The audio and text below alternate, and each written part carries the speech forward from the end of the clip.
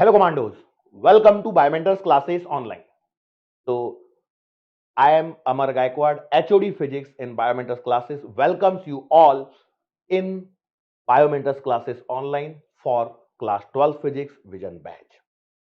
आप सब लोगों के सामने मैं आया हूं आपसे बात करने के लिए, आपको साल भर की स्ट्रेटेजी को समझाने के लिए, किस प्रकार से आपको बायोमेंटर्स क्लासेस का बेनिफिट मिलेगा, क्या हम में अलग है जो हमें औरों से बेहतर बनाता है, क्या हमारी स्ट्रेटेजी रहने वाली है, क्या हमारी टीम की स्ट्रेंथ रहने वाली है, इन सब पर चर्चा होगी।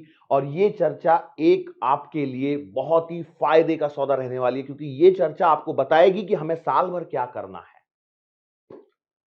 I have completed my master's in electronics engineering from Mumbai University. I have 12 years of teaching experience for NEET and JEE students.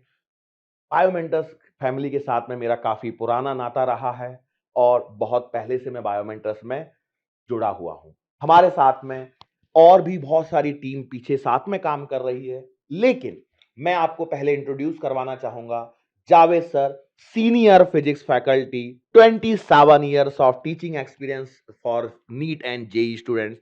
Javed sir, दो शब्दों के साथ में। हेलो प्यारे बच्चों, welcome to Biomentors classes online. Welcome in target batch, vision batch के आप बच्चे हो। 12th आपको करना है, 12th में हो। 12th के साथ साथ हम नीट प्रिपेयर करेंगे और हम और सर मिलके आपको स्ट्रेटेजी बताएंगे कि साल भर हमें किस किस तरह से चलना है ना। आप में से कुछ स्टूडेंट्स ऐसे हो सकते हैं कि जो हमें पहले से ना जानते हो, इसलिए हमने अपना इंट्रोडक्शन यहां पर आपको दिया है। बहुत सारे स्टूडेंट्स ऐसे रहने वाले हैं जो एम्बिशन बैच, जो क्लास 11th वाला बायोमेंटर्स का बैच है, वहां से क्लास 12th में आए हैं और उनका और हमारा पुराना एक रिलेशन रहा हुआ है, पुराना एक संबंध है। तो वो बच्चे हमें जानते हैं और वो समझते हैं कि हम उन्हें बच्चे नहीं कहते, हम उन्हें कमांडो कहते हैं, क्योंकि हमने एक ट्रांसफॉर्मेशन ऑलरेडी कर दिया है। एक बच्चा, एक स्टूडेंट जो है, वहां से कमांडो का ट्रांसफॉर्मेशन की जो जर्नी है, बहुत सारे स्टूडेंट्स ने पहले से देखी हुई है, लेकिन कई ऐसे होंगे जो हमसे पहली बार यहां पर विजन बैच में डायरेक्टली आके जुड़ रहे हैं। तो उन्हें पता होना चाहिए कि बायोमेंटर्स की क्या वैल्यूज हैं, बायोमेंटर्स का क्या विजन है, क्या हमारे एक सोचने की शक्ति है, किस प्रकार से हम बायोमेंटर्स में आपके लाइफ को ट्रांसफॉर्म करते हैं, क्या हमारी नीतियां रहने वाली है, क्या हमारी स्ट्रेटेजीज रहने वाली है। इन सब पे हमें चर्चा करने के लिए मैं और जावेद सर आपके सामने यहां पर आए हैं। क्लास 12 भारत देश में बोर्ड एग्जाम का सबसे बड़ा माइलस्टोन यहीं पे होता है। इसके बाद कोई बोर्ड एग्जाम के नाम से नहीं होता। 10th में एक बार बोर्ड होती है, उसके बाद 12th में बोर्ड होती है। तो कई जगह पर, कई अपने आसपास में जब आप देखोगे तो कहते भी हैं कि बोर्ड में बस 12th बोर्ड में अच्छे परसेंटेज मिल जाए तो अच्छा कॉलेज मिल जाएगा, लेकिन क्या ये वास्तविकता है सर? नीट के लिए तो बिल्कुल नहीं बच्चों। आप खुद जानते हो कि अच्छे मेडिकल कॉलेज के लिए आपको कितनी तपस्या करना है, कौन सा एग्ज़ाम प्रिपेयर करना है। इसलिए एग्ज़ाम के बारे में बेसिक बातें नहीं करेंगे। आप खुद जानते हो आपको अच्छे मेडिकल कॉलेज के लिए किस एग्ज़ाम को क्लियर करना है। स्ट्रेंथ कहाँ जा रही है ये भी आप जानते हो। मेरी बेटी ने 2021 में दिया था सर, तब 16 लाख बच्चे बैठे थे और आज ये स्ट्रेंथ 25 लाख से 26 लाख जा रही है सर ऑलरेडी जी। तो यही स्ट्रेंथ बताती है बेटा कि कितना बड़ा एग्ज़ाम है ये, कितना नोबल एग्ज़ाम है ये, कितनी मेहनत आपको करना है सिस्टमेटिक तरीके से। तो उसी सबको बताने के लिए, आपकी स्ट्रेटेजी सही दिशा में जाए ये बताने के लिए आज आपसे बात करना जरूरी है। देखो, 12th बोर्ड में आपके 99% भी आ गए तो भी आपको किसी भी मेडिकल कॉलेज में एडमिशन नहीं मिलेगा, unless and until you don't have a good score in NEET exam. तो हमारा प्राइमरी फोकस जो रहने वाला है वो नीट एग्जाम रहने वाली है। लेकिन नीट एग्जाम क्या आपके बोर्ड से कुछ अलग है? थोड़ा सा अलग है। क्या अलग है? बोर्ड के लिए जब आप पढ़ रहे हो तो सिर्फ और सिर्फ 12th पे फोकस रहने वाला है, लेकिन जब आप मेडिकल कॉलेज में जाना चाहते हो, मतलब आपने एक डिसाइड कर लिया है कि आपको नीट नामक कॉम्पिटिटिव एग्जाम क्रैक करनी है। 720 नंबर का होने वाला ये पेपर, इसमें बस अंतर इतना है कि यहां पर आपको 11th और 12th दोनों का सिलेबस एक साथ आता है। यहीं पे होता है वो डिफरेंशिएशन। क्या होता है कि मैक्सिमम बच्चा क्या करता है कि बोर्ड के लिए प्रिपेयर करता है तो नीट को छोड़ देता है, और जब नीट के लिए प्रिपेयर करता है तो उसे लगता है कि बोर्ड बहुत अलग है, वो हमसे नहीं हो पाएगा। लेकिन यकीन मानिए, बोर्ड और नीट दोनों में सिलेबस में बहुत ज्यादा अंतर नहीं होगा। बस बोर्ड में उल्टा आपको कम पढ़ना है, नीट के लिए आपको ज्यादा पढ़ना है। तो सोचिए ना, ज्यादा यदि पढ़ेंगे तो छोटी एग्जाम तो आराम से निकल जाती है भाई। एक ऐसी बात है कि जैसे मान लो कि आप 10वीं क्लास के बच्चे को यदि 9वीं क्लास का मैथ्स का कोई सवाल दे दिया जाए या साइंस का कोई सवाल दे दिया जाए तो वो आराम से कर सकता है कि नहीं कर सकता? बिल्कुल कर सकता है। बिल्कुल ऐसे ही है, बिल्कुल ऐसा ही यहां पर भी होने वाला है। लेकिन होता क्या है, बोर्ड्स के साथ में नीट को मैनेज करते समय कुछ चीजों का हमें ध्यान रखना होता है। अब वो चीजें कौन सी हैं, क्या चीजें हैं, उन्हीं के बारे में हम यहां पर डिस्कस करने वाले हैं। तो डोंट मिस द सेशन। आपको लग सकता है कि सर यहां पे कुछ बातें बता रहे हैं, ये क्या फिजूल की बातें हैं, पढ़ा नहीं रहे हैं। डोंट वरी, ये जो फिजूल वाली जो बातें जो आपको फिजूल लग रही हैं वो सिर्फ आज का ही सेशन है। इसके बाद तो साल भर सिर्फ और सिर्फ पढ़ाई होगी, पढ़ाई होगी और सिर्फ पढ़ाई होगी। क्या बोलते हैं सर? बिल्कुल बेटा, ये सेशन बहुत ज़रूरी है आपके लिए। किस तरह से हमने प्लान किया है आप लोगों के लिए, ये पूरा आज हम डिस्क्लोज़ करेंगे। किस तरह से आपको प्रिपेयर करना है, ये आपको बताया जाएगा। अच्छा, ये सर ने बड़ी इम्पोर्टेंट बात की कि 12th और नीट, कभी भी दिमाग में ये मत लाना कि 12वीं और नीट अलग-अलग 2 चीज़ें हैं। सेम सिलेबस की, सेम तरीके की ली जाने वाले 2 एग्ज़ाम्स हैं, जिनको जितना अगर हम लोग बता रहे हैं वो आप करोगे तो डेफिनेटली आप 12th में भी सक्सेस पाओगे और नीट में भी सक्सेस पाओगे। अलग करने की गलती बिल्कुल मत कीजिएगा, है ना? बिल्कुल सर। नाउ, सबसे पहली जो शुरुआत होती है वो होती है, हमें नोटबुक्स खरीदनी होती हैं, है कि नहीं सर? शुरुआत नोटबुक और बिल्कुल। बुक्स, बुक्स और नोटबुक मतलब कॉपी किताबें, हम्म। कॉपी किताबें खरीदने के साथ में शुरुआत होती है। तो सर पहले बताइए, आपकी किताबें जो है, बुक्स की मैं बात कर रहा हूं, एनसीईआरटी खरीदनी है या नहीं? एनसीईआरटी तो बेटा 12th और नीट दोनों का भीष्म पितामह है। आप महाभारत सीरियल देखते होंगे, काफ़ी सारे कैरेक्टर थे और एक कैरेक्टर था above all, about the all, above the all. तो यही बेटा नीट का स्थान, सॉरी, एनसीईआरटी एनसीईआरटी का का। स्थान है नीट और 12th के लिए।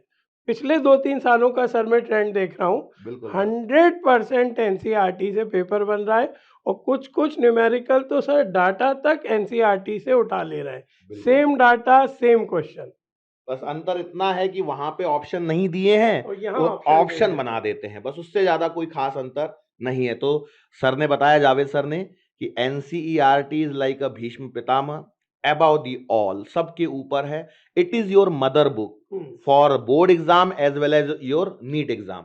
हालांकि हम जो बात कर रहे हैं वो सीबीएसई के पर्सपेक्टिव से कर रहे हैं। आपके स्टेट बोर्ड्स के लिए आपकी अलग किताबें हो सकती हैं, लेकिन नीट के लिए एनसीईआरटी, एनसीईआरटी, एनसीईआरटी, बस। बस। उसके साथ में हमारे द्वारा प्रोवाइड किए गए lectures, DPS and all those thing, जो हम बताएंगे आपको हम क्या देंगे, किस प्रकार से देंगे। मतलब बायोमेंटर्स का दिया हुआ content plus NCERT, that's enough for NEET exam. Am I right sir? बिल्कुल। नीट क्रैक करने के लिए अगर आप एनसीईआरटी को फॉलो कर रहे हो, एक एक लाइन उसकी समझ के पढ़ रहे हो, हमारे नोट्स देख रहे हो, हमारे लेक्चर्स देख रहे हो, डीपीएस सॉल्व कर रहे हो, तो आपको नीट क्रैक करने से दुनिया की कोई ताकत नहीं रोक सकती है। बिल्कुल सर। नाउ, बुक तो हो गई, क्या इसके अलावा आपको कोई एक्स्ट्रा बुक खरीदनी है? हमारा सजेशन है नहीं, क्योंकि आपको इतना टाइम मिलता ही नहीं है। बायोमेंटर्स एक डेडिकेटेड इंस्टीट्यूट है नीट के लिए। यहां हम आपको इतना कंटेंट देंगे, इतना कंटेंट देंगे, इतना कंटेंट देंगे कि उसके बाद आपको बाहर से एक्स्ट्रा एक भी चीज करने की आवश्यकता नहीं है। Follow the Biomentors and get the success, that's it. तो ये हो गई हमारी किताबों की बातें। लेकिन यदि फिर भी कुछ लगता है तो हाँ, एक बुक हम जरूर सजेस्ट करते हैं और वो होती है पीवाईक्यू की बुक। सर पीवाईक्यू के लिए कोई स्पेसिफिक? पीवाईक्यू के लिए कोई स्पेसिफिक बुक नहीं है, बस मैं एक आपको सजेशन देना चाहूँगा कि अभी एग्ज़ाम हो जाने दीजिए, हाँ। उसके बाद प्रीवियस ईयर क्वेश्चन लीजिएगा। Latest latest. जुगाड़िएगा मत कि किसी भैया से ले ली, किसी दीदी से ले ली, नहीं। डेफिनेटली वो 1-2 साल पुरानी मिलेगी आपको। तो बिल्कुल लेटेस्ट बुक लीजिए, एग्ज़ाम देने के बाद लीजिए, एग्ज़ाम जब हो जाए नीट 2024 का, उसके हाँ। बाद आप लीजिए, जिससे वो भी क्वेश्चंस ऐड होके आ जाएँ, वो आपको बहुत हेल्प करेगी आपकी पढ़ाई में। कोई भी चैप्टर सपोज़ करो ख़त्म होता है, हमने क्वेश्चंस लगा दिए, आपने डीपीएस सॉल्व कर लिया, हम भी प्रीवियस ईयर क्वेश्चंस पूरे कवर करते हैं। ऐसा नहीं है कि अगर मान लीजिए कोई बच्चा नहीं ले पा रहा है तो कंपल्सरी नहीं है। वो सारे क्वेश्चंस आपको ये आपके मॉड्यूल में मिल जाएँगे, जो नोट्स प्रोवाइड करती है बायोमेंटर्स उसमें मिल जाएँगे। मिल तो सब जाएगा, लेकिन हाँ, होता क्या है ना कि एक अपने पास होना होना चाहिए, जरूरी है, एक बिल्कुल। शस्त्र है। देखो क्या होता है ना कि जब आप जंगल में खरगोश का शिकार करने जाते हो ना, तब भी शिकार तो हमेशा शेर के शिकार का लेके जाना पड़ता है। क्योंकि आप जंगल में जाने पर शेर सामने आ गया तो शेर को ये थोड़ी बोलोगे कि हुँ, भाई साहब आप क्यों आ गए, हम तो खरगोश का शिकार करने आए थे। ऐसा नहीं होता है। इसलिए याद क्या रखना है कि भैया तैयारी अपनी साइड से पूरी होनी चाहिए। जो प्री रिक्विसाइट है, जो चीजें चाहिए वो सब हम आपको बता रहे हैं। मतलब आपको किताबों के तौर पे एनसीईआरटी खरीदनी बस है और बिल्कुल, पीवाईक्यू की कोई भी बुक, चाहे वो एबीसी हो, XYZ हो, दिशा हो, अरिहंत हो, एमटीजी हो, दुनिया किसी भर भी की पब्लिकेशन किसी की। भी पब्लिकेशन की, चाहे फिर वो पप्पू पब्लिकेशन की कोई भी किताब हो, but it must be a PYQ book. हाँ, अब थोड़ा ये रह सकता है क्योंकि यदि हम किसी का नाम बताते तो यहाँ पे थोड़ा सा प्रॉब्लम होता है, इसलिए हम नाम बताना कभी प्रेफर नहीं करते हैं। बट आप कोई भी पीवाईक्यू बुक ले लीजिए, जो हमने जो गिने चुने नाम बताए उनमें से आप किसी को भी सेलेक्ट कर लीजिए, अच्छी किताबें हैं। हो सकता है कि आपके रीजन में कोई और किताबें चलती हो जो हमें ना पता हो, बिकॉज बायोमेंटर्स का प्रेजेंस तो ऑल ओवर इंडिया है। अब केरला में पीवाईक्यू की कौन सी बुक चलती है और जम्मू कश्मीर में कौन सी चलती है, राजस्थान में कौन सी चलती है, उधर वेस्ट बंगाल, असम, अरुणाचल प्रदेश में कौन सी चलती है, हम नहीं जानते। लेकिन हाँ, ये जो कुछ हमने नाम बताए वो ऑल ओवर इंडिया प्रेजेंस वाली ही किताबें हैं और ऑथेंटिक किताबें हो सकती हैं। अच्छा सर, जब हमसे प्रीवियस ईयर क्वेश्चंस बनते हैं ना, तो एक कॉन्फिडेंस डेवलप होता है। बिल्कुल, इसीलिए तो सपोज जरूरी है। कीजिए हमने कोई चैप्टर किया, उसके बाद प्रीवियस ईयर क्वेश्चंस लेके बैठे और 80 85 90% हमसे क्वेश्चंस बन रहे हैं, तो जो कॉन्फिडेंस हमारा आता है वो बेटा मोर देन सफिशिएंट होता है। वो हमें एनर्जाइज करता है कि हाँ, एग्जाम का लेवल क्या है और उस लेवल के क्वेश्चंस हमसे बन रहे हैं। और दूसरा क्या है ना, ये आपको एक और चीज बताता है कि जो हमारा क्लास में पढ़ाया जा रहा है हाँ, क्या वो रिलेवेंट है या या नहीं। नहीं है। तो रिलेवेंसी भी पता लगती है हम्म, और आपके कॉन्फिडेंस लेवल को बूस्ट करने के लिए भी पीवाईक्यू बहुत ज्यादा जरूरी है। कि जैसे आपने जावेद सर ने भी बोला कि 80-85% 90% यदि आपका बन रहा है पीवाईक्यू क्वेश्चंस में, जैसे मान लो कोई चैप्टर आपने उठाया, उसमें 50 पीवाईक्यू के क्वेश्चन है, 50 में से मोर देन 40 क्वेश्चन यदि आपके बन चुके हैं, इसका मतलब ये मानिए कि आपके सिलेक्शन की चांसेस उतने ही परसेंट बढ़ चुकी है। बिल्कुल। बिल्कुल यही सत्य है। मतलब यदि आप 80% बना रहे हैं पीवाईक्यू का कोई चैप्टर, तो सभी चैप्टर्स में लगभग यदि आपका वही एवरेज आता है तो 80% नंबर आपको वहां पे भी मिलने वाले हैं उस पर्टिकुलर सब्जेक्ट में। ये उतना ही सत्य है। हाँ, ये जरूर होता है कॉम्पिटेटिव एग्जाम में किसी चैप्टर का वेटेज ज्यादा किसी का कम, वो थोड़ा बहुत मायने रखाता है, लेकिन इतना भी ज्यादा नहीं कि आपको पता लगा आपने कोई चैप्टर खोला उसमें पीवाईक्यू का एक भी क्वेश्चन नहीं बना। यदि ऐसा तो बिल्कुल नहीं होने वाला है, लेकिन यदि ये हो रहा है मतलब कहीं ना कहीं आप रॉन्ग ट्रैक पे हैं। इस बात को जरूर ध्यान रखिए क्योंकि सेम टीचर आप बचे हुए स्टूडेंट्स को भी करवा रहा है। सबको यदि एक सेम टीचर पढ़ा रहा है और यदि आप अकेले एकमात्र ऐसे हैं कि जिससे पीवाईक्यू नहीं बने हैं, मतलब गड़बड़ी कहीं ना कहीं आप में है, आप कहीं ना कहीं स्ट्रेटेजी को अच्छे से फॉलो नहीं कर पा रहे हैं। ये था कुछ बातें। और इसके बाद सर किताब कॉपियों पे हम चर्चा बाद में करूंगा, अभी नहीं। मैं बता रहा हूं कितनी कॉपी खरीदनी है, थोड़ा सा रुक के बताएंगे। लेकिन हाँ, आप एक कॉपी आज जरूर आप खर्चा बताइए। करवा रहे हैं सर। खर्चा तो करना जरूर। देखो सर क्या है ना, जिंदगी में कोई भी चीज यदि आप हासिल करना चाहते हैं तो उसके लिए एक छोटी सी कीमत जरूर देनी पड़ती है। बिल्कुल। कभी वो छोटी हो सकती है, कभी वो बड़ी हो सकती है। लेकिन आप यदि दूसरे एंगल से यदि हम देखें तो चूंकि बच्चा ऑनलाइन में पढ़ रहा है तो ऑलरेडी काफी हद तक इकोनॉमिक वे में कर चुका है, क्योंकि बिल्कुल। ऑफलाइन क्लास में यदि कहीं जाता है तो बच्चा उसको काफी फीस देनी है। हम्म, दूसरा ट्रैवलिंग टाइम है। जी, भाई ट्रैवलिंग। इस घर से निकलेगा, क्लास में जाएगा, आने का जाने का वो सब टाइम बचता है बच्चे का यहाँ पर। तो बिल्कुल सर। ये अलग ही लेवल पे बेनिफिट्स हैं, बिल्कुल सर। इसको भी हमें कंसीडर करते हुए चलना है। तो कुछ प्रॉस एंड कॉन्स है सर, आप बता दीजिए कि क्या फायदे क्या नुकसान। नहीं, ऑनलाइन क्लासेस से तो बेटा मुझे फ़ायदे ही फ़ायदे लगते हैं। सबसे बड़ा फायदा ये रहता है कि कोई भी टॉपिक आपका वीक नहीं रह सकता है। हाँ, बिल्कुल। कोई भी टॉपिक आपका वीक नहीं रह सकता है। मान लीजिए सर ने या मैंने कोई कंसेप्ट आपको बताया, अब अगर हम ऑफलाइन क्लास में होंगे तो बता के क्लास से निकल जाएंगे, फिर हमारे पास टाइम है नहीं है, आप परेशान हो रहे हैं, हो सकता है कि वो कंसेप्ट आपका वीक रह जाए। ऑनलाइन प्लेटफॉर्म पर इस तरह की कोई समस्या नहीं आएगी।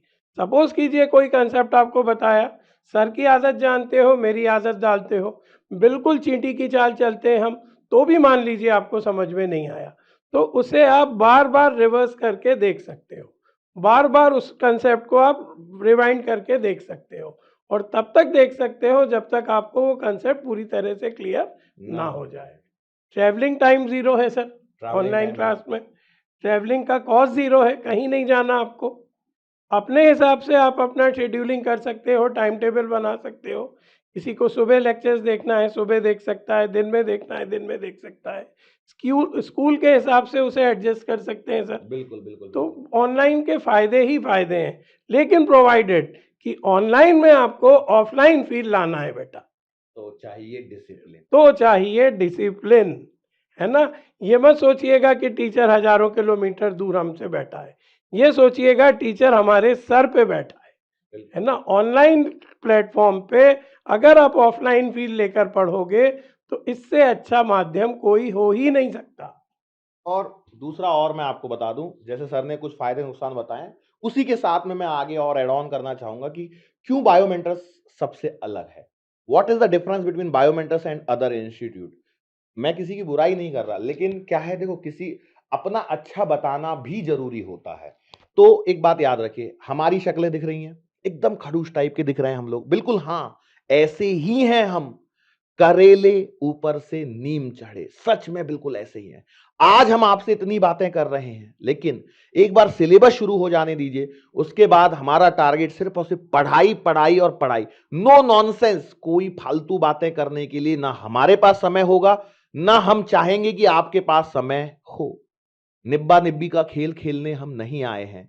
हम आपके सामने परफॉर्मेंस देने नहीं आए हैं कि जावेद सर एक बढ़िया सा सुंदर से सुरों में गीत गाता चल वाली कहानी बताएंगे, या मैं आपको आके बोले कि हिप हॉप करके दिखाऊंगा। ऐसा कुछ नहीं होने वाला है। यह बायोमेंटर्स में मेन पॉइंट होता है ऑलवेज पढ़ाई, पढ़ाई और पढ़ाई। कोई बकवास वाली बातें नहीं, कोई दुनियादारी की बातें नहीं। अभी की दुनियादारी हमारी सिर्फ और सिर्फ है नीट का एग्जाम, नीट का एग्जाम और नीट का एग्जाम, यही जरूरी है हमारे लिए। तो उसी पर हमारा फोकस रहने वाला है। कोई डांसिंग नहीं, कोई सिंगिंग नहीं, कोई चुटकुला नहीं, कुछ नहीं। हमें सिर्फ पढ़ना है, क्योंकि पढ़ाई कितनी भी बोरिंग हो, आखिरकार जिंदगी में काम वही आती है। तो सबसे पहला पॉइंट ये हो गया, कैसे बायोमेंटर्स अलग है आप बाकी लोगों से। दूसरा ये है कि sir why you are not providing live classes. तो हमारा मानना यह है कि देखो क्या होता है कि हम भी इंसान हैं, आप भी इंसान हैं। जैसे ऑनलाइन से आपको एक फायदा है कि जैसे किसी दिन आप बीमार होने की वजह से क्लास मिस कर गए, तो वो कॉन्सेप्ट आपका छूट गया, फिर वो कवर नहीं होता है।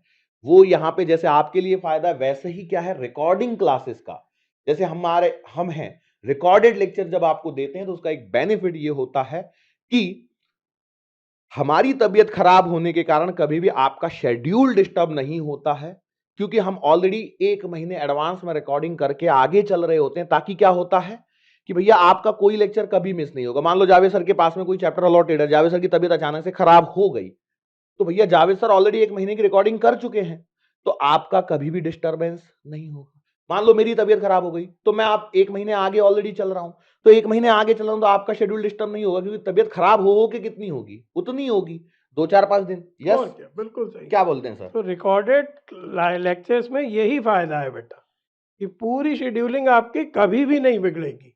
पूरे साल भर एज इट इज चलेगी। कितना भी एडवर्स कंडीशंस आ जाए, आपका साल भर जो टॉपिक अलॉट हुआ है जिस दिन के लिए, वो उस दिन डिलीवर होगा। और आप तो पढ़ भी चुके हो एम्बिशन बैच में काफ़ी बच्चे, तो बिल्कुल आप सर। यहाँ के डिसिप्लिन से भली भली भांति वाकिफ होगे। क्यों बिल्कुल। सर, कोई लेक्चर नहीं मिस हुआ होगा कभी भी? पूरे उसमें सर कोई लेक्चर कभी मिस नहीं हुआ, जो टाइम पे बोला है, हाँ, जिस दिन बोला है उसी दिन रहेगा। आपको शेड्यूल मिल जाएगा, उसकी चिंता मत कीजिए। आपके ऐप में जब जाएंगे तो कैलेंडर वाले सेक्शन में आपको मंथली शेड्यूल अवेलेबल कराते हैं टीम। और मंथली इसलिए कराते हैं, बाई चांस जो आगे की कभी कोई छुट्टी कभी यदि एक्स्ट्रा देनी हो, नहीं देनी हो, कुछ कैंसल करना हो तो वो रखा जा सके, इसलिए आपको मंथली शेड्यूल भी मिलता है। दूसरा एक और होता है, जब लाइव क्लासेस चलते हैं तो क्या होता है ना, चैटिंग बहुत होती है। बिल्कुल। निब्बा-निब्बी वाला खेल चालू हाँ। हो चुका होता है चैटिंग में, और हम एज़ अ टीचर सर हमें आता है गुस्सा। बिल्कुल तो सही वो बात है। कंट्रोल रहे इसलिए हम रिकॉर्डेड में फोकस रखते हैं, क्योंकि रिकॉर्डिंग में क्या है ना, आपके पास चैटिंग का ऑप्शन खत्म हो जाता है। हुँ। तो चैटिंग नहीं करोगे तो आपका फोकस सिर्फ और सिर्फ पढ़ाई पे रहेगा। एक बात याद रखना, नीट क्वालीफाई करने के बाद में, नीट एग्जाम क्रैक करने के बाद में आपको सिर्फ एक सीट चाहिए, तो भाई अकेले ही पढ़ो ना। क्यों सब साथ में चाहिए आपको? क्यों आपको चाहिए कि चिंकी भी आपके साथ में बात करे, पिंकी भी आपके साथ में बात करे, मिंकी भी आपके साथ में बात करे, सोनू भी बात करे, चिंटू भी बात करे? क्या होना है बातों से? कुछ नहीं होना। जो कुछ भी होना है वो नीट एग्जाम के बाद आप सोचिए उन सब चीजों पे। जिंदगी बहुत लंबी पड़ी है बेटा, लेकिन जो आपकी जो एज है, एडोलेंस वाली जो एज कहते हैं सर, हाँ, इसमें क्या होता है, वो हार्मोनल चेंजेस, दिमाग 10 जगह भटकता है। बिल्कुल। यस, इसको यदि कंट्रोल कर लिया जाए तो आपके सिलेक्शन को कोई नहीं रोक सकता है, दुनिया की कोई ताकत।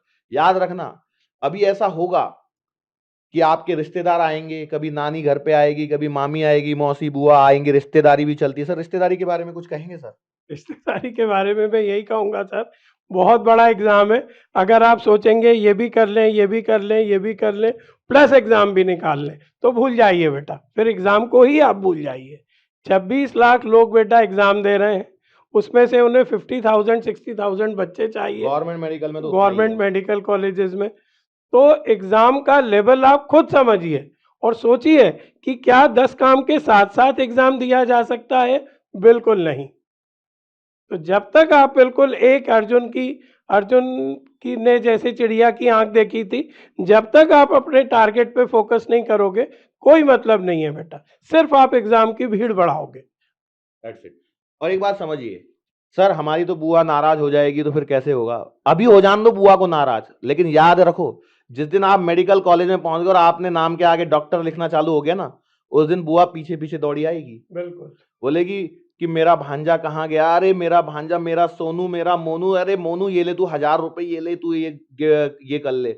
अब हो जान दो नाराज, कोई दिक्कत नहीं है, 1 साल की बात है। एग्जाम 1 साल में भी निकलता है, निकालने वाला चाहिए। बहुत बच्चे निकालते हैं 12th के साथ में एग्जाम। ये मत सोचिए कि हमें सर बोर्ड का प्रेशर है, बिल्कुल बोर्ड का प्रेशर नहीं है।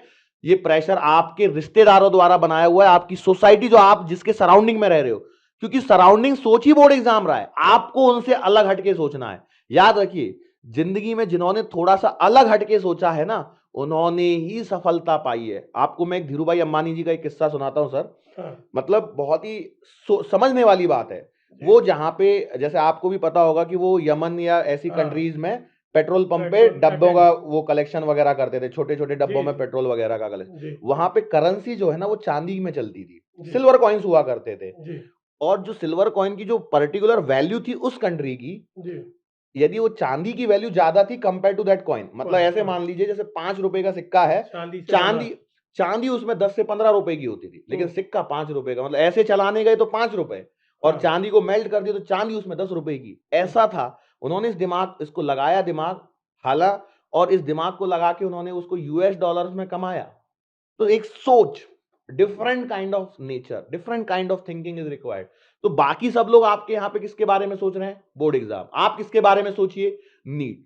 पर सर नीट के चक्कर में कहीं हमारा बोर्ड तो नहीं बिगड़ेगा? बिल्कुल नहीं बिगड़ेगा। क्या बिगड़ेगा सर? बिल्कुल नहीं बिगड़ेगा बेटा। इस तरह से आपके डिज़ाइन किए गए हैं कि अगर आप हमें फॉलो करते हैं तो नीट तो आप निकालेंगे ही निकालेंगे, 12th में भी 80 85 90% लाएंगे। 95 प्लस लाए हुए बच्चे हैं बच्चे हमारे हैं। साथ में, जिन्होंने 12th के साथ में एग्जाम निकाला है। बिल्कुल। 95+% वाले बच्चे हैं, तो आप भी हो सकते हैं। बस एक बात याद रखिए, क्या होता है ना, जावेद सर अलग हैं, मैं अलग हूं। जावेद सर थोड़ा सा अलग सोचेंगे, मैं थोड़ा सा अलग सोचूंगा, ऐसे आप अलग सोचोगे, पड़ोसी अलग सोचेगा। बट प्राइमरी गोल क्या होना चाहिए? आपका एग्जाम। बिल्कुल। बोर्ड कैसे निकलेगा वो हम आपको साथ में बताएंगे, करना क्या। You just need an additional practice of answer writing. मतलब यदि सिर्फ आंसर राइटिंग की तो एक एक्स्ट्रा प्रैक्टिस, उसके अलावा क्या चेंज होगा सिर्फ सर? और सिर्फ सिर्फ और सिर्फ आपको आंसर, वो भी हम सिखाएंगे आपको। बिल्कुल ऐसा नहीं है कि हम पहला लेक्चर चालू हुआ और हम 4 ऑब्जेक्टिव लेके आ गए। बिल्कुल पूरे कंसेप्ट बिल्डिंग के साथ साथ आपको ऑब्जेक्टिव्स करना सिखाएंगे हम। बिल्कुल। तो आपका 12th किसी भी तरह से नहीं बिगड़ेगा, बल्कि बहुत अच्छे से प्रिपेयर होगा बेटा। अच्छा, एनटीए इस तरह से पेपर डिज़ाइन करता है सर कि वो भी चाहता है कि फ्रेशर्स ज़्यादा से ज़्यादा निकले, क्योंकि है ना? कम उम्र में देखो हर एग्जामिनर की वही टेंडेंसी होती हाँ। है कि मतलब बच्चा 12 के साथ में निकल जाए, उसी निकल हिसाब जाए, से डिजाइन होता है। इसी तो हिसाब याद से। रखना कि 12th का वेटेज मोर देन 50% है, मतलब 50 to 60% 12th के पोर्शन से ही नीट के एग्जाम में सवाल आते हैं। बेस 11th का रहेगा, जो आपने क्लास 11 में पढ़ा वो आपका बेस का काम करेगा यहां पर, और मैक्सिमम जो सवाल हैं वो 12th पोर्शन से ही आने वाले हैं। मैं सिर्फ फिजिक्स की बात कर रहा हूं, ध्यान रखना हम जो भी बातें कर रहे हैं वो सिर्फ और सिर्फ फिजिक्स के लिए है। मतलब फिजिक्स में मोर देन 50%, मतलब 55 से 60% हिस्सा 12th के पोर्शन से आएगा। ये बिल्कुल सत्य लिखित है, मतलब पत्थर की लकीर है। बिल्कुल। अब हम आपसे बात करते हैं आगे, सर हमारा 11 प्रिपरेशन है नहीं है, वॉट एवर इट बी, उसके लिए हम क्या करने वाले हैं। तो मैं आपको बता दूं कि देखो एक बात ध्यान रखें, being an HOD I know more things, तो मैं आपको उनके बारे में बता दूं। जैसे मान लो आपने 11 पढ़ा हुआ है, आपका अच्छा है तो बहुत अच्छी बात है, लेकिन उसे रिवाइज कब करेंगे। तो इस रिवीजन के लिए हमने क्या किया है, आपके लिए one short lecture of class 11th दिए हैं। वन शॉट लेक्चर का अर्थ क्या है कि एक सिंगल लेक्चर होगा 2 घंटे से 3 घंटे का एक सब्जेक्ट का, और एक वीक में एक संडे को 2 सब्जेक्ट के लेक्चर आएंगे, मतलब फिजिक्स और bio.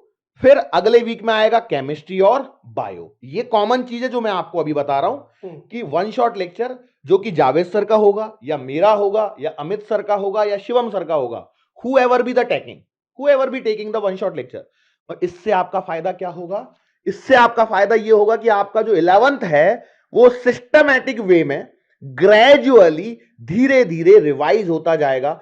Sir one shot lecture क्या सफिशिएंट होगा रिवीजन के पॉइंट ऑफ व्यू से और सबके पॉइंट ऑफ व्यू से? बिल्कुल, उसको हमने इस तरह से डिज़ाइन किया है बेटा कि शॉर्ट में हर चीज़ आपको बताई जाए, फिर कैसे वो एग्ज़ाम में पूछा गया उसकी क्वेश्चंस प्रैक्टिस कराई जाए। तो सिस्टमैटिक वे में पूरा चैप्टर हमने कवर किया है with objectives, with theory, with फॉर्मूले।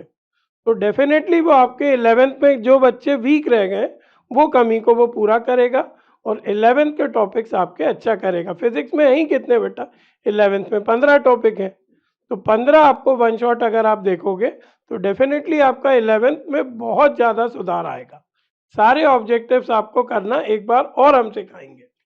दूसरा, अब आपके मन में आ रहा होगा सर 16 चैप्टर हैं, एक्चुअली हमारे बायोमेंटस के शेड्यूल के हिसाब से 16 चैप्टर आते हैं। मैथ्स नहीं, उसके अलावा सर्कुलर मोशन और उसको हम स्केलर वेक्टर मोशन को अलग रखा। हाँ, तो 16 आपको वन शॉट मिलेंगे, हो सकता है 17 हो, क्योंकि क्या है ना कुछ चैप्टर्स ऐसे हैं जहां पे हमको डबल वन शॉट की जरूरत पड़ेगी, जैसे रोटेशनल मोशन है, लॉज ऑफ मोशन है, कुछ बड़े चैप्टर्स है, वहां पर हमारे डबल वन शॉट आएंगे। तब भी वन शॉट खत्म होने के बाद क्या सिर्फ वन शॉट पे जाके रुक जाएंगे? नहीं, ऐसा नहीं होगा। वन शॉट के बाद में जब हमारे वन शॉट खत्म हो जाएंगे उसके बाद आपको एक पीवाईक्यू की सीरीज भी चलेगी, जिसमें 11th की पीवाईक्यू, याद रखना ये सारी चीजें जो मैं बता रहा हूं वो संडे स्पेसिफिक हैं, मतलब संडे आपका खाली नहीं रहने वाला है। उस दिन आपको 11th का पोर्शन पढ़ना है, क्योंकि भाई देखो 12th पे आप काम कर रहे हो, पता लगा हमने 12 पढ़ी और 11 पीछे साफ, वो नहीं होना चाहिए। इसके लिए आपको जो लेक्चर्स मिलेंगे, मेन देखो आपका एडमिशन मेन है विजन बैच में, लेकिन विजन बैच है सिर्फ क्लास 12 के लिए, तो क्या क्लास 11 आप कहीं और से देखेंगे? नहीं बेटा, नहीं देखेंगे। क्लास 11 की भी जिम्मेदारी हमारी है, बायोमेंटर्स की है। इसके लिए हमने बस किया क्या है कि भाई देखो अब पूरा सिलेबस पढ़ा पाना मुश्किल है, तो हमने उसके लिए वन शॉट लेक्चर डिजाइन किए। अब हो सकता है वो 2 घंटे से 3 घंटे का एक लेक्चर चलेगा, ड्यूरेशन 2 आवर्स टू 3 आवर्स। हाँ, 3 घंटे से बड़ा लेक्चर नहीं होगा, इसकी गारंटी मेरी है, बिल्कुल ना घबराइए। 2 घंटे से 3 घंटे के बीच में। हाँ, कुछ चैप्टर्स तो और भी कम में होंगे, जैसे मैकेनिकल प्रॉपर्टी और सॉलिड सर 1 घंटा ज्यादा से ज्यादा का वो होगा, बट ये एक रहेगा। और जैसे ही आपके वन शॉट खत्म होंगे उसके बाद में आपका चालू क्या होगा, पीवाईक्यू सीरीज, जो क्लास 11 के जो चैप्टर्स है उनके पीवाईक्यूज भी एक बार और आपको सीरीज के माध्यम से भी करवाए जाएंगे, ताकि आपका वो सारी चीजें अच्छे से कवर हो जाएं। तो ये स्ट्रेटेजी रहने वाली है ताकि आपका 11 छूटे नहीं, क्योंकि आपके मन में ये सवाल जरूर होगा कि सर 12 पढ़ाएंगे तो 11 का क्या? भैया 11 को नहीं छोड़ेंगे हम, आप भूल सकते हो, हम नहीं भूलेंगे। और ना ही हम आपको भूलने देंगे। क्या बोलते हैं सर? बिल्कुल बिल्कुल। सर ने देखो आप लोगों को संडे के दिन भी एंगेज कर लिया, लेकिन जरूरी है बेटा ये, है ना? कुछ सिर्फ पाने के लिए सर कुछ कुछ तो खोना खोना पड़ता पड़ेगा, है, कुछ बिल्कुल कीमत चुकानी पड़ेगी, इनको समय की कीमत देनी पड़ेगी। जब तक ये अपना बिल्कुल समय नहीं देंगे तब तक हम बेस्ट नहीं निकाल पाएंगे। बिल्कुल बिल्कुल। आप सर वो एक अब्राहम लिंकन की एक कहावत बोलते हैं, याद कीजिए, पेड़ काटने वाली, जरा हाँ, सुना दीजिए बच्चों को एक बार। मैं अभी इब्राहिम लिंकन को पढ़ रहा था बेटा, उनने कहा था कि मुझे अगर 5 घंटे मिले पेड़ काटने के लिए किसी, तो 4 घंटे में कुल्हाड़ी को तेज करूंगा। अगर मैं 4 घंटे कुल्हाड़ी तेज करूंगा तो पेड़ तो फिर चुटकियों में कट जाएगा। तो यही स्ट्रैटेजी आपकी होनी चाहिए बेटा। एग्जाम तो एक दिन होना है और 3.25 घंटे का होना है। तैयारी इतने अच्छे से करो, इतने अच्छे से करो कि हर क्वेश्चन आपको बच्चों वाला क्वेश्चन लगे। कहीं से उड़ के नहीं आते हैं बेटा क्वेश्चंस, वही क्वेश्चन आते हैं घुमा फिरा के, डाटा बदल के, बिल्कुल सर। है ना?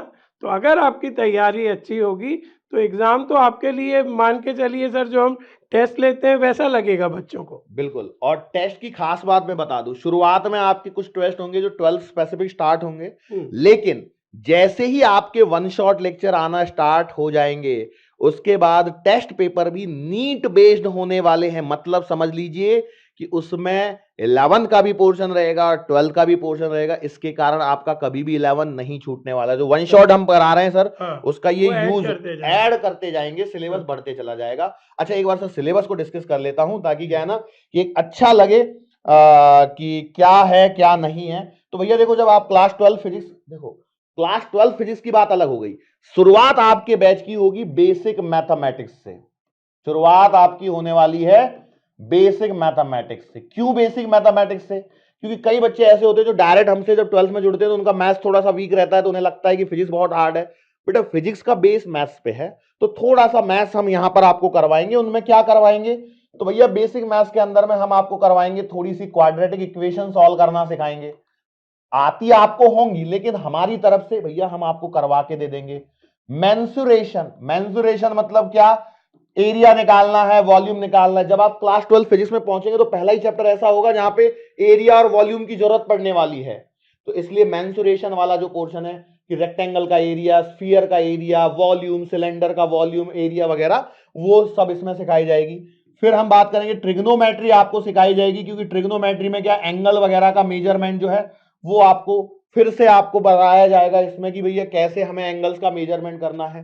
फिर आपको ग्राफ सिखाए जाएंगे, जो लीनियर इक्वेशंस हैं, क्वाड्रेटिक इक्वेशन जो है उससे रिलेटेड ग्राफ कैसे बनेंगे।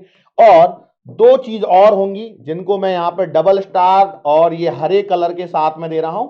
एक लेक्चर आपका डिफरेंशिएशन का होने वाला है और एक लेक्चर आपका इंटीग्रेशन का होने वाला है।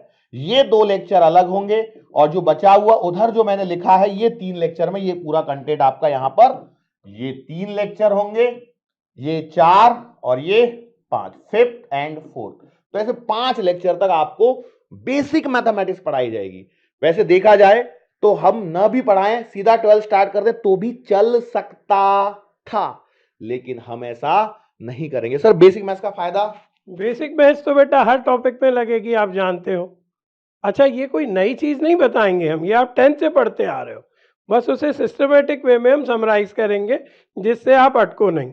और ये जो सर ने छुपा लिया है, सर एक मिनट, ये दो बड़े खतरनाक चीज़ें हैं बेटा, बेसिक डिफरेंशिएशन, बेसिक इंटीग्रेशन। ये हर टॉपिक में लगती है, और मैं कहूँगा कि 50% बेटा जो बायो के स्टूडेंट्स हैं उनकी वीक रहती है, लेकिन वो नहीं रहनी चाहिए, वो इस पे हम नहीं काम रहनी चाहिए। इसलिए हमने बिल्कुल ABCD से ये स्टार्ट किया है, और 1 घंटे के लेक्चर्स होंगे मैक्सिमम ये। तो 2 ये घंटे मान लो, 2 घंटे मान लीजिए चलिए। तो ये आपको बहुत ध्यान से सीखना है बेटा, इसके बिना फिजिक्स स्ट्रॉन्ग करना संभव नहीं है। इतना करने के बाद में यहां से आगे सर मैं बढ़ता हूं अपनी मेन फिजिक्स में, और यहीं पर मैं आपको बताऊंगा आपको कितनी कॉपियां खरीदनी है। ठीक है, अभी मैंने कुछ बोला नहीं है, कॉपियों पे नहीं बात करिए। आपका पहला चैप्टर एनसीईआरटी में क्लास 12 की पार्ट 1 की बुक आएगी, इसमें आएगा इलेक्ट्रिक चार्जेस एंड फील्ड्स। ठीक है, ये है आपका पहला चैप्टर क्लास 12 फिजिक्स का।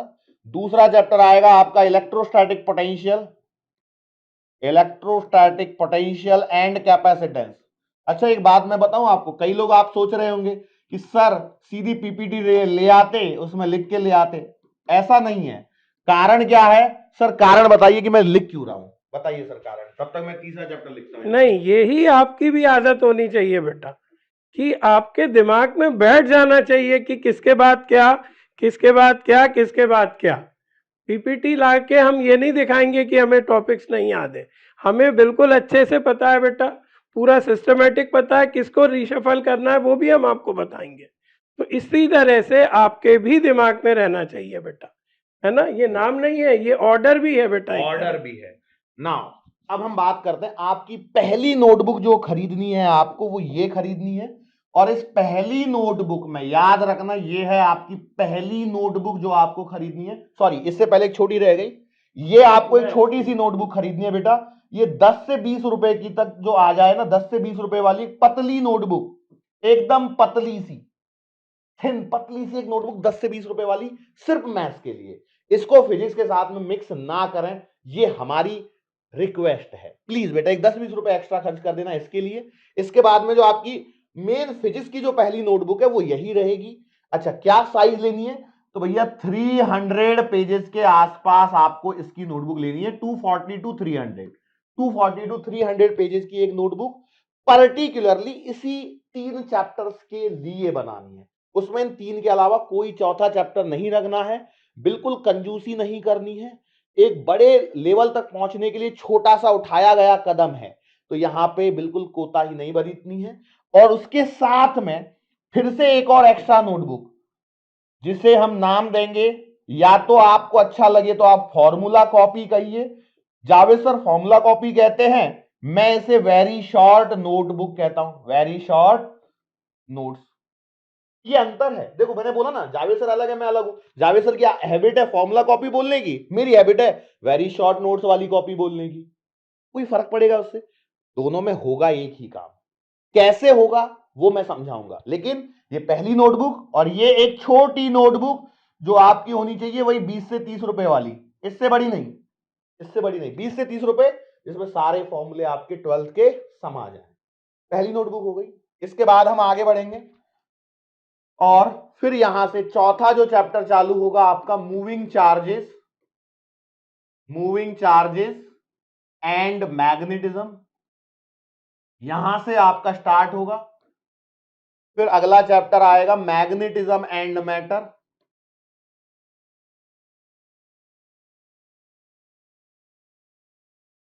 फिर अगला चैप्टर आएगा इलेक्ट्रोमैग्नेटिक इंडक्शन,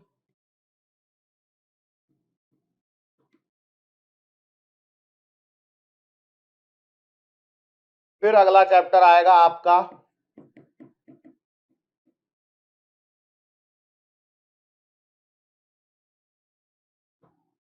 फिर अगला चैप्टर आएगा आपके पास में, और यहां पर आपकी क्लास 12th की पार्ट 1 वाली किताब खत्म हो जाएगी। फिजिक्स में 2 किताबें हैं, ध्यान रखना। यहां पर आपका पार्ट 1, क्लास 12 फिजिक्स में 2 किताबें हैं फिजिक्स में, एक पार्ट 1 है, एक पार्ट 2 है। तो यहां पर पार्ट 1 खत्म होगा, और again it will be your second number की नोटबुक, जिसकी साइज वही 240 से 300 पेजेस की मिनिमम होनी ही चाहिए। मैं मिनिमम बोल रहा हूं, थोड़ी मोटी होगी तो कोई दिक्कत नहीं, 300-360 पेजेस की जो आती है वही खरीदिएगा, अच्छा रहेगा, क्योंकि इतने सारे चैप्टर्स आपको कवर करने, मतलब 360 पेजेस तक की खरीदिए, अच्छा रहेगा। अब एक और चीज मैं आपको बताना चाहता हूं यहीं पर हैंड टू हैंड, ये जो 3 चैप्टर हैं, इन 3 चैप्टर से 5 से लेकर के 10 क्वेश्चंस पूछे जाते हैं। मिनिमम बोल रहा हूं मैं, मिनिमम 5 तो आने ही आने हैं इन 3 चैप्टर से। 10 तक भी गए हैं कुछ कुछ पेपर्स में। एक अकेले करंट इलेक्ट्रिसिटी से एक बार उन्होंने 5 सवाल पूछे हैं, एक बार इलेक्ट्रोस्टैटिक पोटेंशियल कैपेसिटेंस से 7 सवाल पूछे हैं। तो आप समझ सकते हो कि पहला ही पोर्शन 5 से 10 क्वेश्चन के लिए आता है।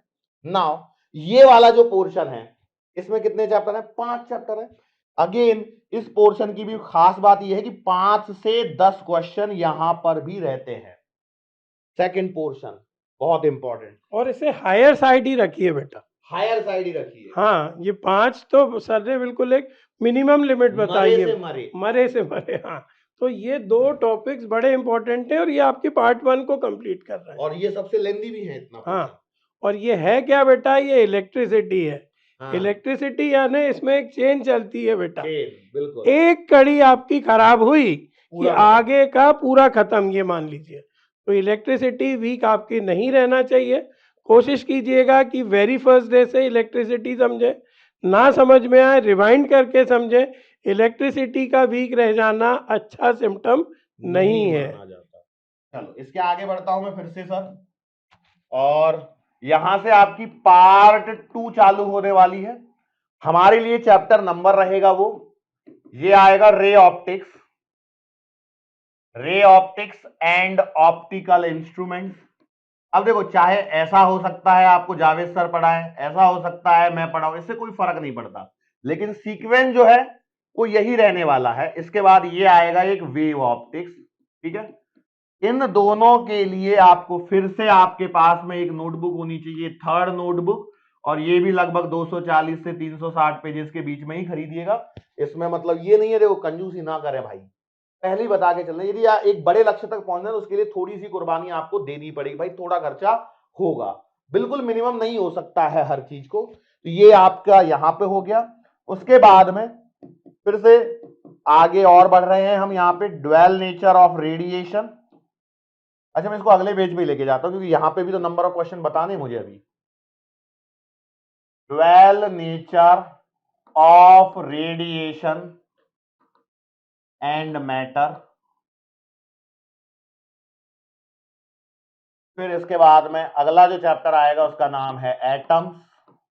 उसके बाद में जो आएगा वो आएगा न्यूक्लियाई, और जो लास्ट चैप्टर है वो आएगा सेमीकंडक्टर,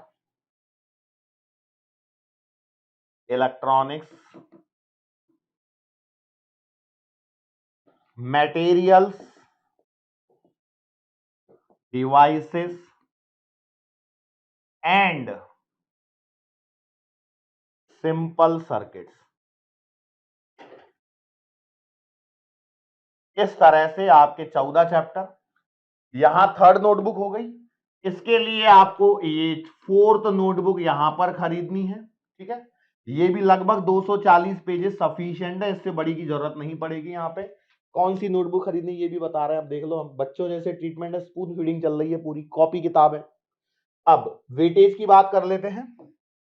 यहां पर जो वेटेज है आपका इन दो चैप्टर का, 3 क्वेश्चन से लेकर के, मिनिमम बोल रहा हूं ये, और ये जाता है आपका 6 से 7 क्वेश्चन, 6 क्वेश्चन से 7 क्वेश्चन के बीच में वेरी करता है। मतलब ऐसा नहीं है, पर मरे से मरे 3 क्वेश्चन तो इन 2 चैप्टर से आने वाले, याद रखना इस पेज पे, मतलब इन 2 चैप्टर से।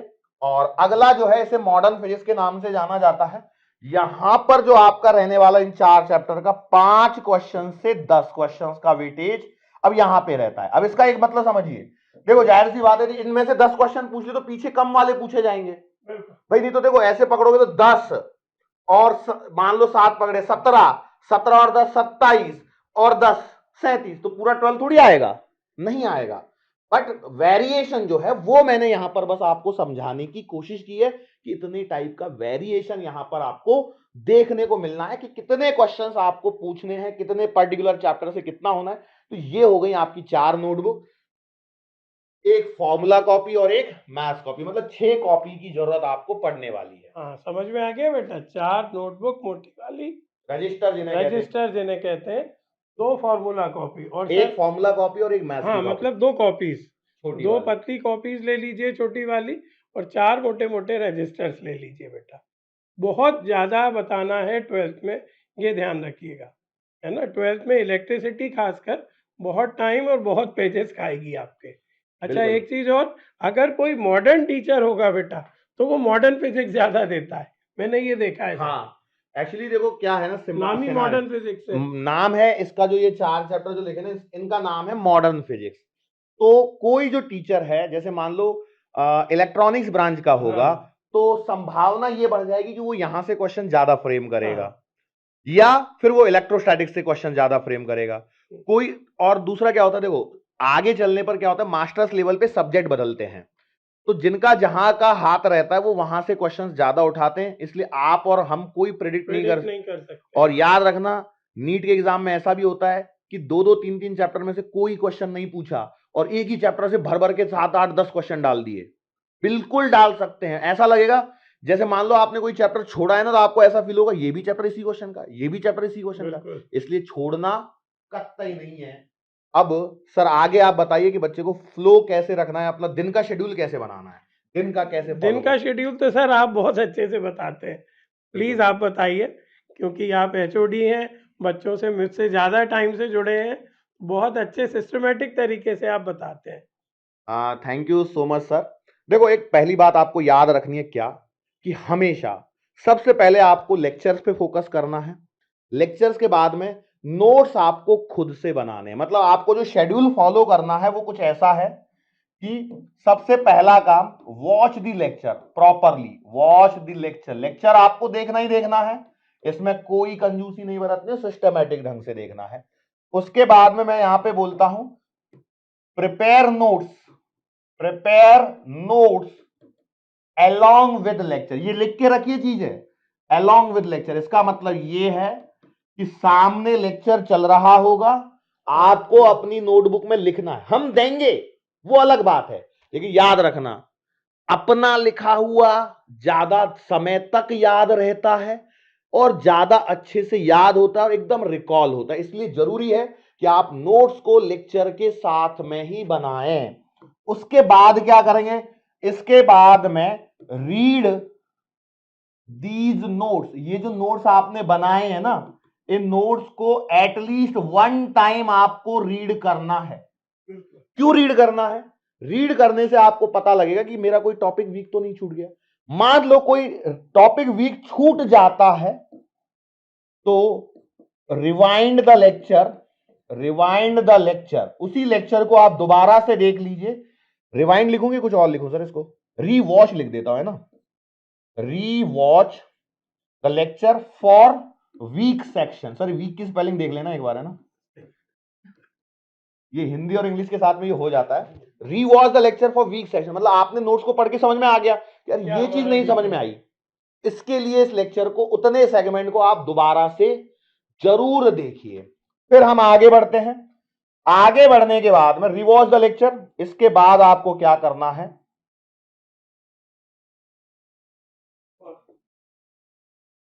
Formula copy filling, formula copy filling. यहां से आपको फॉर्मूला की कॉपी भरनी है। अब फॉर्मूला कॉपी कैसे भरनी है सर, जरा एक बार वो कॉपी उठाइए, यहां ये वाली। देखो भैया ये कोई नोटबुक होगी आपके पास, तो एक लेक्चर में, याद रखिए एक लेक्चर में आधा पेज, मैक्सिमम टाइम आधा ही पेज होगा।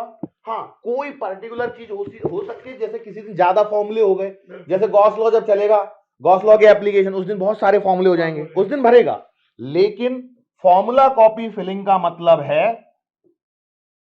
हाफ टू 1 पेज, आधे पन्ने से एक पन्ना ही भरना चाहिए बाय योर सेल्फ।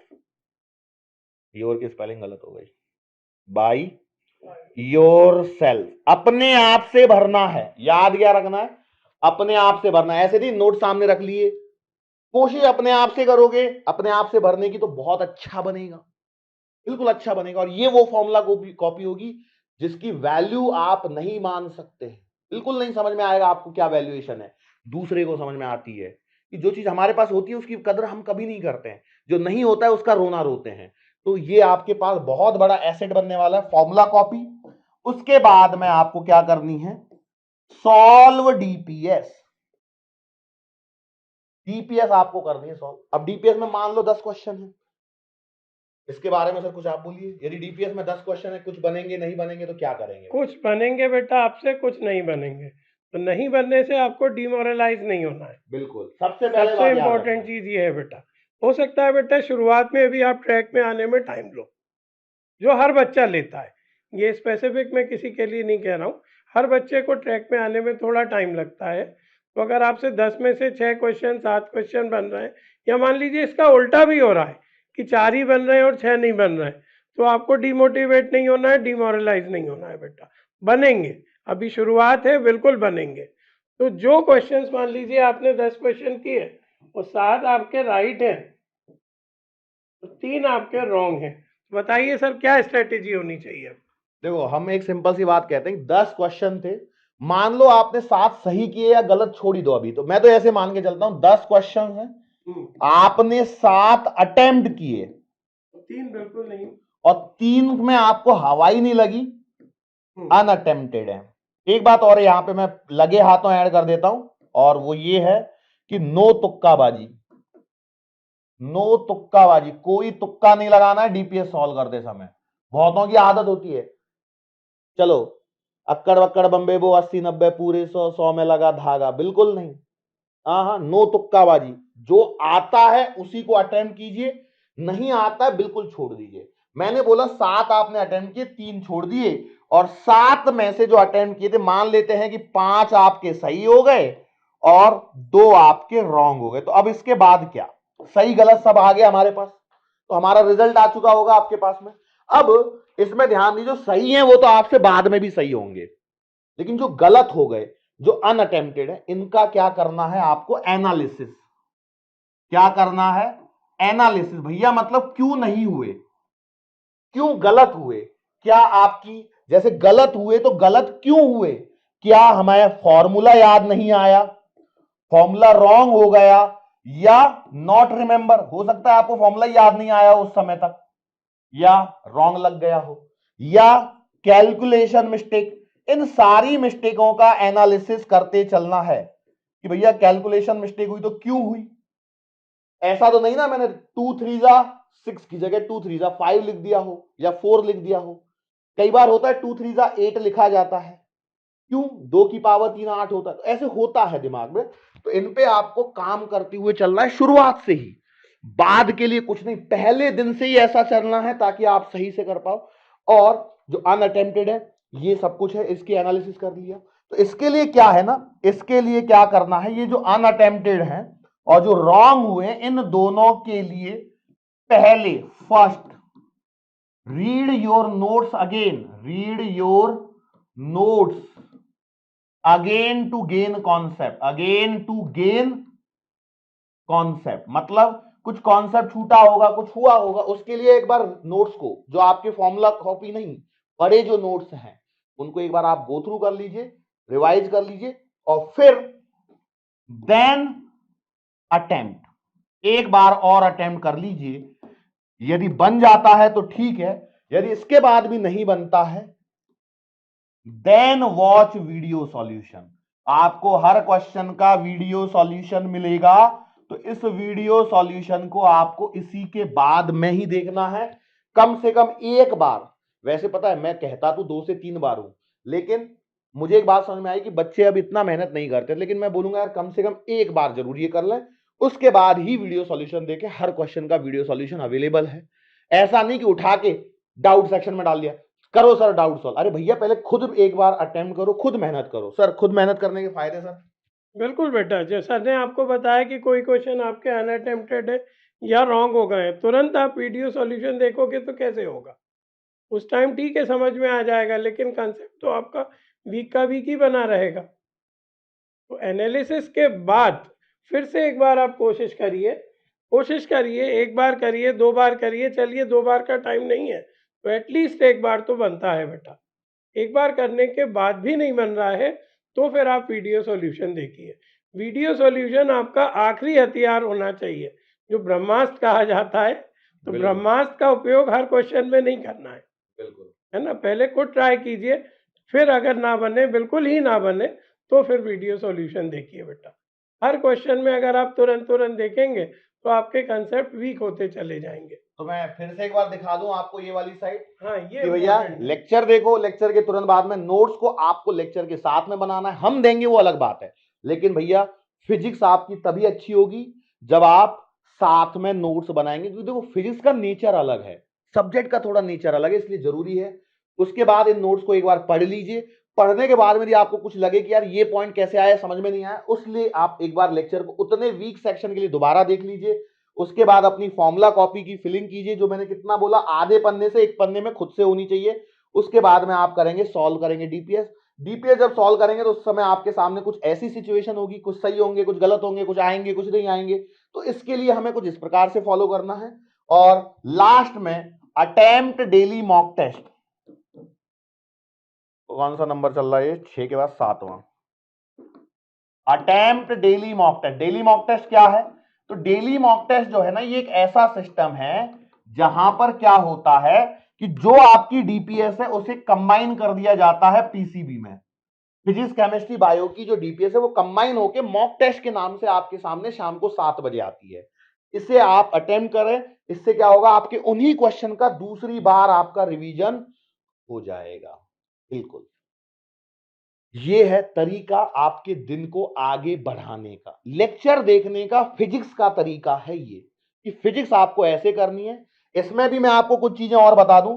देखो, आपको मैक्सिमम जो लेक्चर्स हैं, मैक्सिमम लेक्चर्स आपके मैक्सिमम 1 आवर ड्यूरेशन के रहने वाले, मतलब 60 मिनट के रहेंगे, लेकिन कुछ हो सकता है 60 से 70 मिनट चले गए होंगे। भाई देखो, हम रिकॉर्डिंग एडवांस कर रहे हैं तो हमें पता है 60 से 70 मिनट के लेक्चर्स हैं मैक्सिमम, लेकिन आपका जो ड्यूरेशन होना चाहिए इसका पूरा पूरा जो ड्यूरेशन, मतलब क्या, लेक्चर देखना, नोट्स बनाना, सब कुछ का जो ड्यूरेशन है वो 90 मिनट से 120 मिनट होना चाहिए। उससे ज्यादा ड्यूरेशन नहीं लगना चाहिए। मतलब ये नहीं कि स्क्रीन को पॉज करके बैठ गए और फिर लिख रहे हैं, या पहले पूरा लेक्चर देख लिया फिर अगली बार नोट्स के लिए फिर से लेक्चर देख रहे हैं। ये बेवकूफी नहीं करनी है, बुद्धिमान बनो। लेक्चर साथ में लगाओ, साथ में लिखो। भाई एक बात बताओ सर, एक बात बताओ, आप पीपीटी लेके जाने वाले हैं, लेके गए हैं, या पीपीटी में है तो पीपीटी लेकिन आप उसमें हाथ से लिख रहे हैं, क्या कर रहे हैं सर आप?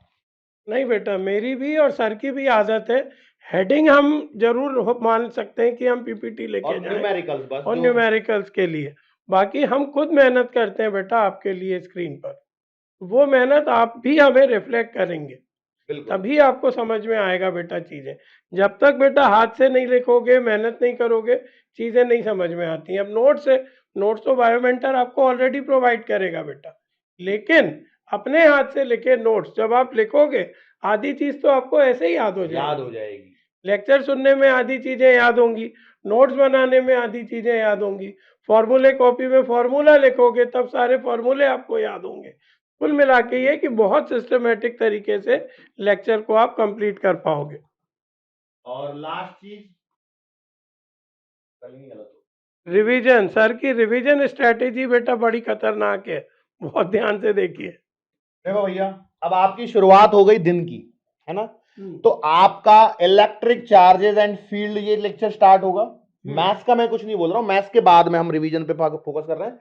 इलेक्ट्रिक चार्जेस एंड फील्ड का मान लो लेक्चर नंबर 1 आया, तो लेक्चर नंबर 1 में आपने क्या किया, watch the lecture, make the notes, ये सब कुछ आपने कर लिया, ठीक है।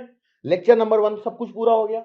अब उसके बाद आएगा लेक्चर नंबर 2, जो कि अगले दिन आएगा। अगले दिन लेक्चर नंबर 2 स्टार्ट होगा। तो जब लेक्चर नंबर 2 को स्टार्ट करोगे तो आंख बंद करके स्टार्ट नहीं करना है, रुको। अब मैं क्या बोल रहा हूं यहां से समझो। लेक्चर 2 जब आप ओपन करोगे उससे जरा पहले अपनी आंखें करनी है बंद, आंखें बंद करके बैठना है और 5 से 10 मिनट का समय देना है। किसके लिए? जो लेक्चर नंबर 1 में पढ़ाया था उसे रिवाइज करने के लिए। यहां पे सिंपल सी बात है, क्लोज योर आईज, अपनी आंखें बंद करो and recall everything from L1। L1 से हर चीज को रिकॉल कीजिए 5 से 10 मिनट में। सर कैसे होगा? अरे भैया 1-1.5 घंटे का लेक्चर है, क्यों नहीं होगा, आराम से रिकॉल होगा। यदि आपने अच्छे से पढ़ा है, अच्छे से फॉर्मूला कॉपी में लिखा है, तो डेफिनेटली ये होगा। फिर आप आगे बढ़ेंगे, फिर आपका आएगा L3। L3 में आप पता है क्या करोगे, रिकॉल करोगे L1 प्लस L2 दोनों को। क्या फायदा है इसका? फायदा यह है आपको अब एक्स्ट्रा एफर्ट देने नहीं पड़ेंगे, साथ साथ में आपका सब कुछ याद रहता हो जाएगा। सब कुछ याद होगा तो आपको बाद में परेशानी नहीं होगी। आप है ना 4 महीने बाद आओगे, सर रिवीजन कैसे करें? बाद में कुछ नहीं होता, फर्स्ट डे से ही आपका, सेकंड डे से ही रिवीजन स्टार्ट हो जाना चाहिए। सेकंड डे ऑनवर्ड ही रिवीजन स्टार्ट हो जाना चाहिए। अब यही शेड्यूल आपको साल भर फॉलो करना है। पर सर ये तो इलेक्ट्रिक चार्जेस है, मान लो जब आपका नया चैप्टर स्टार्ट होगा तो क्या होगा, न्यू चैप्टर जब आप स्टार्ट करोगे तो न्यू चैप्टर का जब L1 आएगा तो इसमें आपको ओल्ड चैप्टर कंप्लीट रिकॉल करना है। Old chapter complete. सर बेतुकी बात है, मत करो। कई लोगों के मन में आ रहा होगा कैसे होगा पूरा। अरे भाई मेरे, तुम यहां से रिवीजन करना स्टार्ट कर चुके हो। किसी चीज को रिवाइज करने में पहली बार 5 से 10 मिनट लगेंगे, अगली बार उसको 1 ही मिनट लगेगा। बिल्कुल सही बात। तो हर लेक्चर आपका 1-1 मिनट में बन चुका होगा, हर लेक्चर। प्लस फॉर्मूला कॉपी भी बनी है आपकी।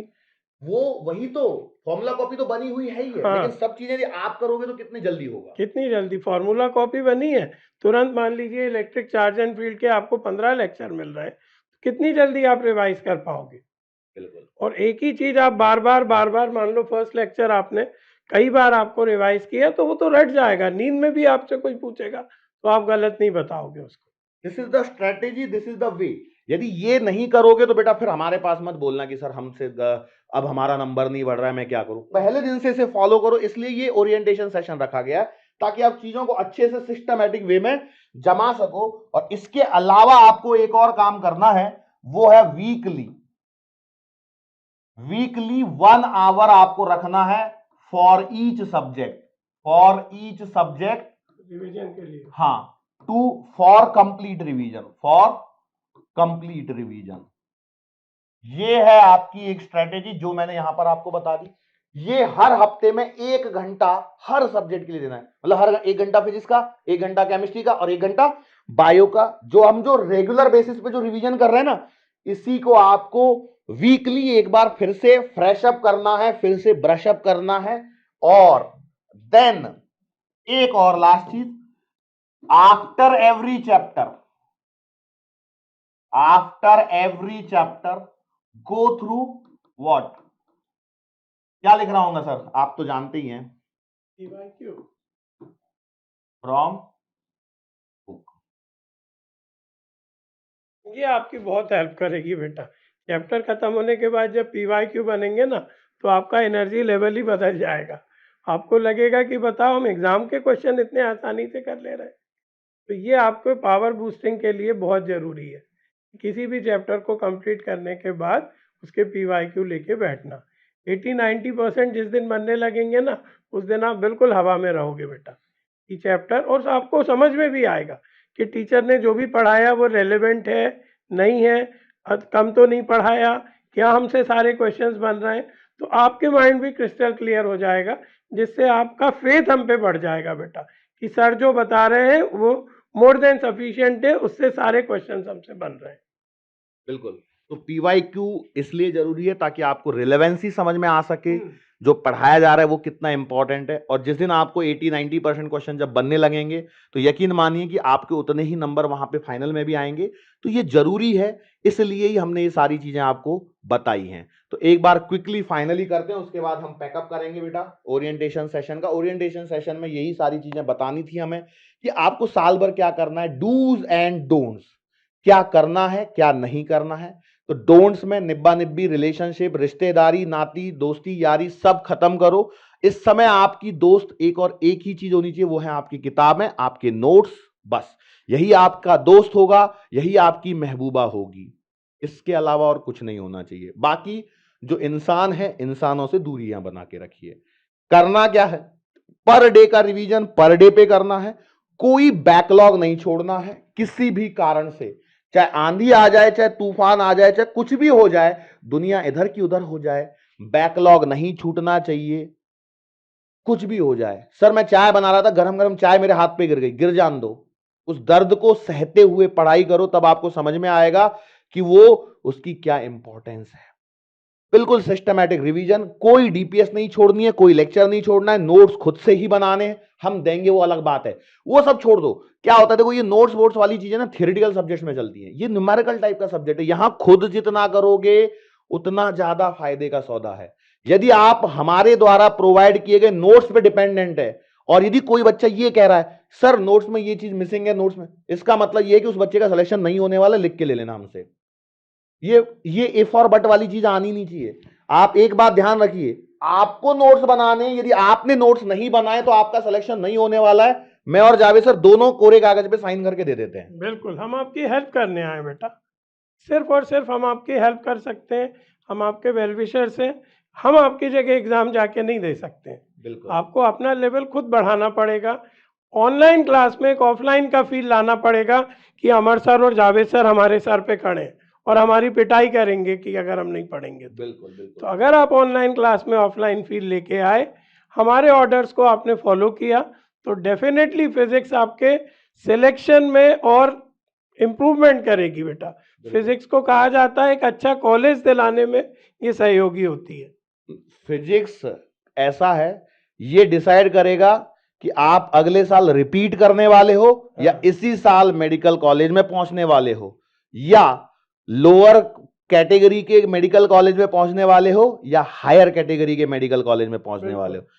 फिजिक्स ही डिसाइड करने वाला सब्जेक्ट है, क्योंकि नीट वाले बच्चों का बायो और केमिस्ट्री हो जाता है, रहता फिजिक्स है, और उसी का डर हमें भगाना है, इसी फिजिक्स के भूत को हमें उतारना है। इसके लिए मैं और जावेद सर मिलके मेहनत करने वाले हैं। तो अब हमारी मेहनत का जो साफल्य है वो तभी होगा जब आप हमारे साथ मिलकर मेहनत करेंगे, हम करेंगे, आप भी करेंगे, तो सफलता निश्चित ही कदम चूमेगी। क्या कहते हैं सर? बिल्कुल सर, निश्चित सफलता के लिए ऑल द बेस्ट। तो और अब लेक्चर के ड्यूरेशन में मिलेंगे सर, लेक्चर के साथ ही। बिल्कुल, अभी देखो आज का सेशन यहाँ पे खत्म होता है। ओरिएंटेशन सेशन में जो चीजें इंपॉर्टेंट थी वो सारी चीजें हमने यहाँ पे डिस्कस कर दी हैं आपके साथ में।